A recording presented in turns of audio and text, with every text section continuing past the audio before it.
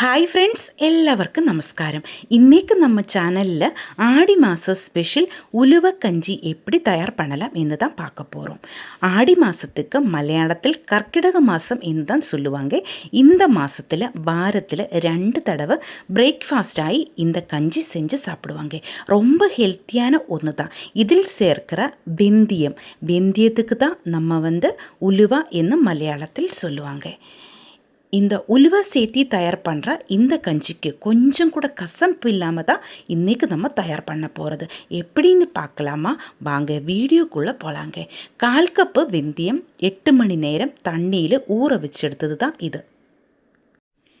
வெந்தயம் நல்லா ஊறி வந்துடுச்சு. இதிலேக்கு நமக்கு 1/2 கப்பு தண்ணி கூட சேர்த்தி குக்கரில் 2 விசில் വരുന്ന வரைக்கும் வேக வச்சு எடுக்கலாம்.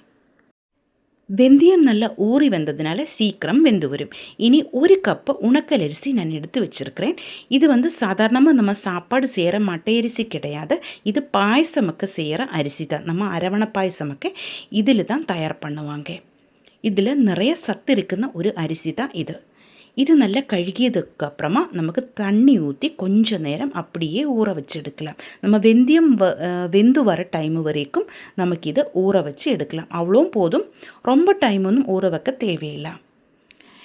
இது உங்கள் கையில் இல்லைன்னா மட்டும் நீங்கள் மட்டை அரிசி எடுக்கலாம். மட்டை அரிசியும் இல்லைன்னா பச்சரிசியில் கூட செய்யலாம். ஆனால் நம்ம உலுவ கஞ்சி செய்யும்போது அல்லச்சா நம்ம வெந்தயம் கஞ்சி செய்யும்போது எப்போவுமே உணக்கல் அரிசியில் தான் செய்யணும்.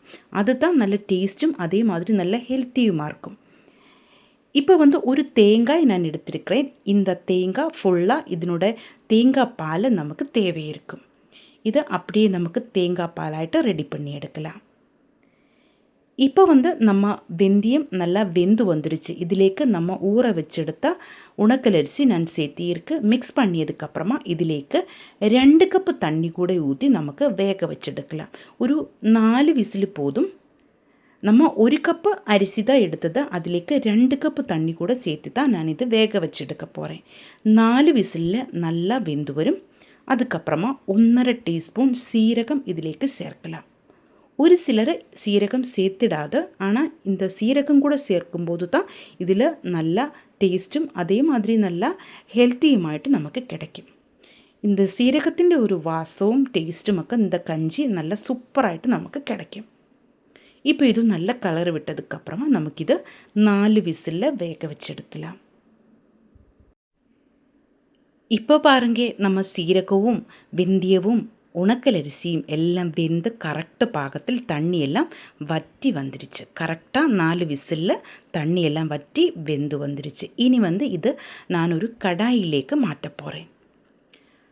அதுக்கப்புறமா இதிலேக்கு நமக்கு தேங்காய் பால் ஊற்ற வேண்டியது இருக்கும். தேங்காய் நம்ம ஒரு தேங்காய் புளிஞ்செடுத்த தேங்காய் பால் இருக்கும். அதனோட 2வது பால் தான் நான் இதிலேக்கு சேர்க்க போகிறேன். நம்ம 8 மணி நேரம் தண்ணியில் ஊற வச்செடுத்த வெந்தயம் தான். அதனால் இதில் கொஞ்சம் கூட கசப்பு இருக்காது.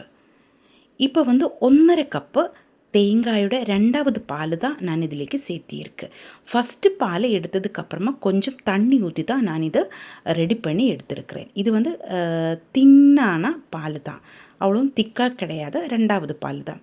இதில் தேவையான தண்ணி ஊற்றி கரெக்டாக நமக்கு ரெடி பண்ணி எடுக்கலாம்.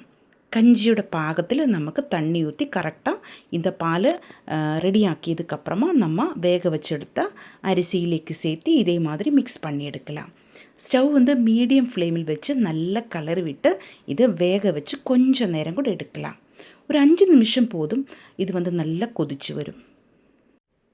நீங்கள் இதிலேக்கு இனிப்பு போட்டு சாப்பிட்ற மாதிரி இருந்திருந்தால் இதிலேக்கு உங்களுக்கு தேவையான அளவில் பனவெல்லம் பானியாக்கியது சேர்த்து நல்லா கலரை விட்டு எடுக்கலாம். நான் இதிலேக்கு இனிப்பு சேர்க்கறதில்ல. எனக்கு உப்பு போட்டு குடிக்கிறது தான் பிடிக்கும். அதனால நான் இதிலேக்கு பனவெல்லம் சேர்க்கறதில்ல. உங்களுடைய அளவில் நீங்கள் இனிப்பு சேர்த்திக்கோங்க. ஆனால் இதிலேக்கு சர்க்கரை மட்டும் சேர்க்கக்கூடாது. இந்த மாதிரி நல்லா கலரை விட்டு எடுத்துக்கோங்க. நல்லா கொதிச்சதுக்கப்புறமா இது நல்லா திக்காயிட்டு வரும். பாருங்க, நம்ம உலுவ கஞ்சி அல்லச்சா நம்ம வெந்தயம் கஞ்சி நல்லா கொதிச்சு வந்துட்டே இருக்குது. ഇനി നമുക്ക് ഇതിലേക്ക് നമ്മൾ തേങ്ങയുടെ ഫസ്റ്റ് പാൽ മുതപ്പാൽ ഇതിലേക്ക് சேர்த்தி நல்லா மிக்ஸ் பண்ணி எடுக்கலாம். அதுக்கப்புறமா இது கொதிக்க விடக்கூடாது. நல்ல சூடாயதுக்கப்புறமா நமக்கு ஸ்டவ் ஆஃப் பண்ணலாம். 3/4 கப்பு தேங்காயோட ஃபஸ்ட்டு பால் தான் நான் இதிலேக்கு ஊற்றி நல்லா கலரை விட்டுட்டே இருக்குது. நல்ல சூடாயதுக்கப்புறமா ஸ்டவ்வில்லேருந்து நமக்கு இந்த கஞ்சி மாற்றி கொஞ்சம் நேரம் கூட கலரை விட்டுட்டே இருக்கணும். இது கொதிக்காமல் இருக்கிறதுக்காக தான் நம்ம அந்த மாதிரி கலரை விடுறது. கேரளாவில் கர்க்கிடக மாதத்தில், அதாவது நம்ம ஆடி மாதத்தில் நிறைய மூலிகைகளுக்கு சேர்த்தி ஒரு கஞ்சி தயார் பண்ணுவாங்க. நம்ம உடம்புக்கு ரொம்ப நல்லது தான் அது. ஆனால் அந்த மூலிகைகள் எனக்கு கிடைக்கல. அதுக்கு கர்க்கிடக கஞ்சி என்று தான் சொல்லுவாங்க. அதுக்கு பதிலாக தான் நான் இந்த உலுவ கஞ்சி தயார் பண்ணி சாப்பிட்றது. பிரேக்ஃபாஸ்டாகி தான் இது சாப்பிடும். நல்ல டேஸ்ட்டும் அதே மாதிரி நல்ல ஹெல்த்தியுமாக இருக்கும். கொஞ்சம் கூட கசப்பு இருக்காது. நீங்களும் ட்ரை பண்ணி பாருங்கள். இந்த வீடியோ உங்களுக்கு பிடிச்சிருந்தால் சேனலை சப்ஸ்கிரைப் பண்ணுங்கள், லைக் பண்ணுங்கள். கேரளா ரெசிபிஸ் பிடிக்கிற ஃப்ரெண்ட்ஸுக்கெல்லாம் ஷேர் பண்ணி கொடுங்க. ஹைப் ஆப்ஷன் ப்ரெஸ் பண்ணி என்னை கொஞ்சம் சப்போர்ட் பண்ணுங்கள். உங்களுடைய ஃபீட்பேக்கு கமெண்ட்டில் எழுதி போடுங்க.